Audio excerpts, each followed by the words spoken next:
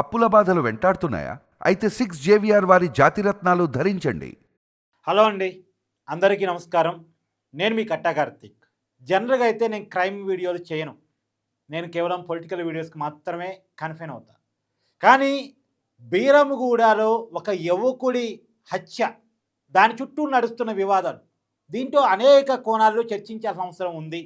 దీంట్లో పేరెంట్స్ నేర్చుకోవాల్సిన అంశాలు ఉన్నాయి, పిల్లలు తెలుసుకోవాల్సిన అంశాలు ఉన్నాయి. ప్రేమ కరెక్టా, పెద్దరికం కరెక్టా, ఇలాంటి అనేక చర్చలు జరగాల్సిన అవసరం ఉంది. శ్రవణ్, శ్రీజ వీళ్ళిద్దరూ కూడా 10th క్లాస్ నుంచి ప్రేమించుకుంటున్నారట. 10th క్లాసు అంటే మైనర్స్ అయినప్పటి నుంచి కూడా ప్రేమించుకుంటున్నారట.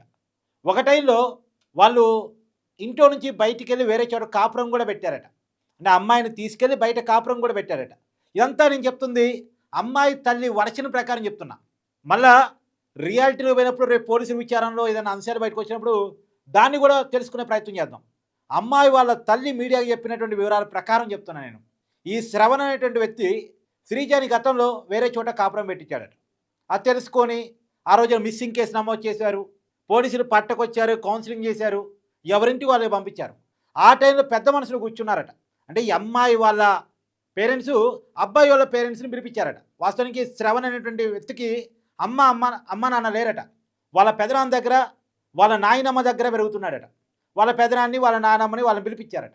వాళ్ళ పెదనాన్ని చెప్పాడట, మేము హయ్యర్ క్యాస్ట్ కదా, వేరే పిల్లలు తెలియక ప్రేమించుకుని ఉంటారు, మీ అమ్మాయిని మా అబ్బాయికి కట్టిస్తారు, అసలు మేము పెళ్లి చేసే అవకాశమే లేదు, మేము డబ్బులు ఉన్నోళ్ళం, మేము హయ్యర్ క్యాస్ట్ వాళ్ళం, ఇలా ఏదో చెప్పాడట. పెళ్ళికి ససేమేరా అన్నాడట. కానీ వీళ్ళ ప్రేమ ఆయన మాత్రం కొనసాగుతూనే ఉంది. 10th క్లాస్ అయిపోయింది, ఇంటర్మీడియట్ అయిపోయింది, బీటెక్ చదువుకుంటూ కూడా వీళ్ళ ప్రేమ ఆయన కొనసాగుతూనే ఉంది. బీటెక్లో వేరు కాలేజీలు అని చెప్తున్నారు. అయినప్పుడు కూడా వీళ్ళు తరచూ కలుస్తుంటారట. తరచూ కలవటం కాదు, వాళ్ళ మదర్ చెప్తున్న దాని ప్రకారం ఒక పార్కులో వాళ్ళిద్దరూ చేయకూడని పనులు కూడా చేస్తున్నారు అని వాళ్ళ అమ్మ ఆరోపిస్తున్న విషయాల ప్రకారం.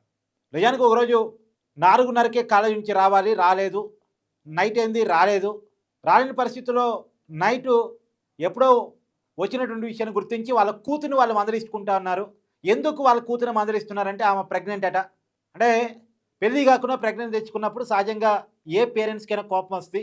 ఆ కోపం కట్టలు తెంచుకుంది. ఎందుకంటే ఎన్నిసార్లు చెప్పినా తమ కూతురు తమ చేతిలో ఉండలేదు. వాళ్ళేమో ప్రేమిస్తున్నా అని అబ్బాయి చెప్తాడు, పెళ్లి చేయమని వాళ్ళ పెద్దలు చెప్తారు. ఆ అబ్బాయి ఏమో ప్రేమిస్తున్నా అని చెప్తాడు, వాళ్ళ పెద్దలేమో మేము పెళ్లి చేయము, పెళ్లి చేసే ప్రసక్తే లేదని చెప్తారు. అంటే దీనికి ఒక ఎండు కార్డు లేని పరిస్థితి. మరి అలాంటప్పుడు ఆ అబ్బాయితో నువ్వు ఎలా తిరుగుతున్నావు అనేది ఆ అమ్మాయిని వాళ్ళ పేరెంట్స్ వేస్తున్న ప్రశ్న. ఆ అమ్మాయి ప్రెగ్నెంట్ అని తెలవగానే ఒక్కసారిగా ఆ అమ్మాయిని కొడుతున్నారట. కొట్టే క్రమంలో మరి ఆ అబ్బాయిని పిలిచిందో లేదు అంటే ఆ అమ్మాయి వాళ్ళ తల్లే పిలిచిందో క్లారిటీ లేదు ఇక్కడ. ఆ అమ్మాయి ఫోన్ చేసి నన్ను కొడుతున్నారు అని చెప్పేసి ఫోన్ చేసింది, అందుకే ఆ అబ్బాయి వెళ్ళాడు అనేది ఒక వర్షను. లేదు వాళ్ళ మదరే ఫోన్ చేసి నీతో మాట్లాడాలి అని పిలిచింది అనేది ఇంకొక వర్షను. అసలు ఆ అమ్మాయి మెసేజ్ చేసింది, అందుకే ఆ అబ్బాయి వెళ్ళాడు అనేది ఇంకో వర్షను. రేపు రాబోయే కాలంలో విచారణలో తెలవాలి. ఇక్కడ ఒక క్రైమ్ జరిగినప్పుడు ఎవరి వర్షన్లో వాళ్ళు చెప్తూ ఉంటారు. ఇదే నిజం, ఇదే అబద్ధం అని ఈ రోజుకి నమ్మడానికి లేదు. వాళ్ళమ్మ క్లియర్గా చెప్తుంది. మీకు ఒకసారి ఆడియో వినిపిస్తాను. చాలా శాటిలైట్ ఛానల్స్ వాళ్ళమ్మ వీడియోని బయట తీసుకొని కూడా ప్లే చేస్తూ ఉన్నాయి. మీకు చూపించే ప్రయత్నం చేస్తాను. ఒక 2 నిమిషాలు ప్లీజ్ కో. ఏమైంది అసలు? అంటే ఏమైంది? అబ్బాయిని ఎందుకు చంపారు? ఎవరు చంపారు? ఎట్లా చనిపోయాడు అబ్బాయి? పాపను కొడుతుంటే వాడు అడ్డం వచ్చినాడు. ఎందుకు కొడుతున్నారా పాపని? పాపం తప్పు చేసి నాకు ఏమైంది అసలు? అంటే ఏమైంది? అబ్బాయిని ఎందుకు చంపారు? ఎవరు చంపారు? ఎట్లా చనిపోయాడు అబ్బాయి? పాపను కొడుతుంటే వాడు అడ్డం వచ్చినాడు. పాపను కొడుతుంటే అడ్డం వచ్చాడు. పాపను ఎందుకు కొడుతున్నారు? పాప ప్రెగ్నెంట్ అయింది కాబట్టి ఆ విషయం తెలిసి కొడుతున్నాము. ఆ అబ్బాయి అడ్డం వచ్చాడు, అడ్డం వచ్చిందంటూ ఆ అబ్బాయికి కూడా దెబ్బలు తగిలాయి. ఆ మధ్య తణుకులాట్లు ఆ అబ్బాయిని చంపేయడం జరిగింది. అంటే చంపేయడం జరిగింది అన్నక్కడ వాళ్ళమ్మ క్లియర్గా చెప్పట్లేదు మేము చంపేసామని. ఇలా ఎవరు చెప్పరు కదా, చెప్పట్లేదు. కాదు, ఆ ఇంట్లో నుంచి వేరే చోటకి తీసుకెళ్ళి కొట్టిన చోట కొట్టకుండా కొట్టి చంపారు అనేది ఇంకొక వర్షం. ఏది ఏమైనా ఒక దారుణం. ఒక అబ్బాయి నిండు ప్రాణం పోయింది. మరి ఆ అమ్మాయి కూడా హాస్పిటల్ పారైంది. ఆ అమ్మాయిని కూడా దారుణంగా కొట్టినట్టున్నారు. ఇప్పుడు హాస్పిటల్లో ట్రీట్మెంట్ పొందుతూ ఉంది. మా జర్నలిస్టులు కూడా చాలా మన టీవీ వేదికగా చాలా వీడియోలు చేశారు, ఉన్నటువంటి విషయాన్ని చెప్పే ప్రయత్నం చేశారు. కానీ ఇక్కడ అందరూ ఆలోచించుకోవాల్సిన పాయింట్ ఏంటి అంటే, ఇప్పుడు మీకు చెప్పే ప్రయత్నం చేస్తాను.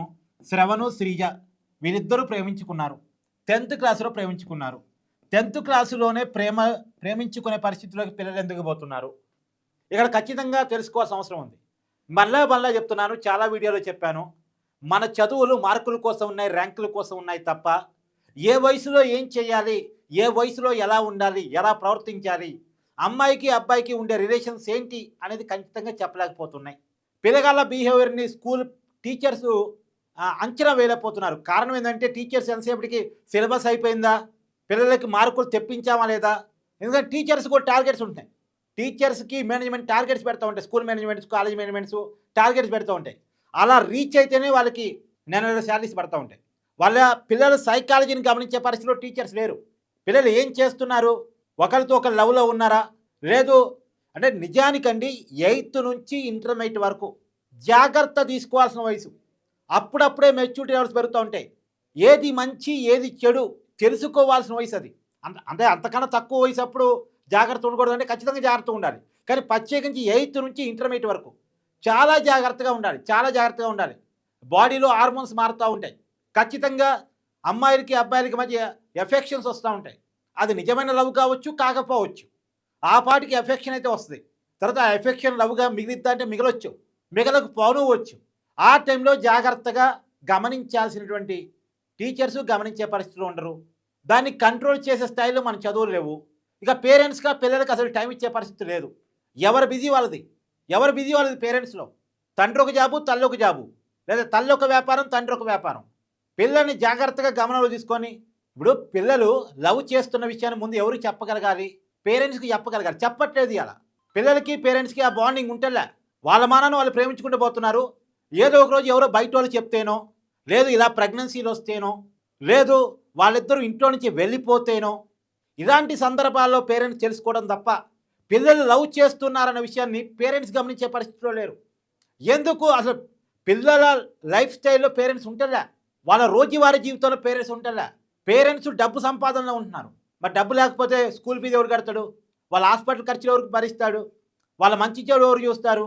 మేము కష్టపడేది పిల్లల కోసమే కానీ వాళ్ళు అనుకుంటారు. డబ్బు చుట్టూ నడుస్తున్న ఈ సమాజంలో, డబ్బు మాత్రమే ఇంపార్టెంట్ అనుకుంటున్న ఈ సమాజంలో పిల్లలకి పేరెంట్స్కి బాండింగ్ చెడిపోయింది. విలువలు నేర్పే విద్యేమో లేకుండా పోయింది. పిల్లల సైకాలజీని గమనించాల్సిన టీచర్స్కి ఏమో టైం లేకుండా పోయింది. అంతిమంగా ఎవరి దారిలో వాళ్ళు వెళ్తున్నారు. ఆ దారిలో ఇలాంటి అడ్డంకులు క్రియేట్ అయ్యి మనుషులను చావగొట్టుకునే వరకు వెళ్ళారు. ఇక్కడ అబ్బాయిని చంపాలని ఇంటెన్షన్ ఏమి అమ్మాయి పేరెంట్స్కి ఉండే. వాళ్ళ పేరెంట్స్ ఏమి అంతకులు కాదు, కరడుగట్టిన నేరస్తులు కాదు. తమ అమ్మాయికి కడుపు వచ్చిందనే ఒక ఎమోషన్. అంత మాత్రమే కొడతారా, అంత మాత్రం చంపుతారా అని చంపడం తప్పే, దాన్ని ఖండించాల్సిందే. కానీ ఆ టైంకి ఉండే ఇప్పుడు తమ పిల్ల జీవితం పాడైపోతుంది, తమ కష్టపడి రెక్కలు ముక్కలు చేసుకొని వాళ్ళు తినక పిల్లల్ని పెడతా ఉంటారు. అలాంటి పాపకి పెళ్ళి కాకుండానే బీటెక్ వయసులోనే ఇంకా లైఫ్ ఎదగలేదు, చదువు అయిపోలేదు, జాబు రాలేదు, ప్రేమించిన పెళ్లి చేసుకుంటాడో లేదో తెలియదు, కానీ బయట సెక్సువల్గా కలుస్తున్నారు. కడుపు వచ్చే వరకు పరిస్థితి వెళ్ళింది అంటే సహజంగా ఎవరికైనా పేరెంట్స్ కడుపు మండిది కదా. ఆ కడుపు మండినప్పుడు విచక్షణ ఎక్కడ గుర్తొస్తుంది? ఇది మంచా, ఇది చెడా, నేను ఇలా చేయొచ్చా, ఇలా చేయకూడదా, ఇక్కడ కొట్టొచ్చా, ఇక్కడ కొట్టకూడదా తెలీదు. అంటే ఆ పరిస్థితి దాకా తెచ్చుకోకముందే పరిస్థితులను జాగ్రత్త చేసుకోవాలి. నేను అనేది అది.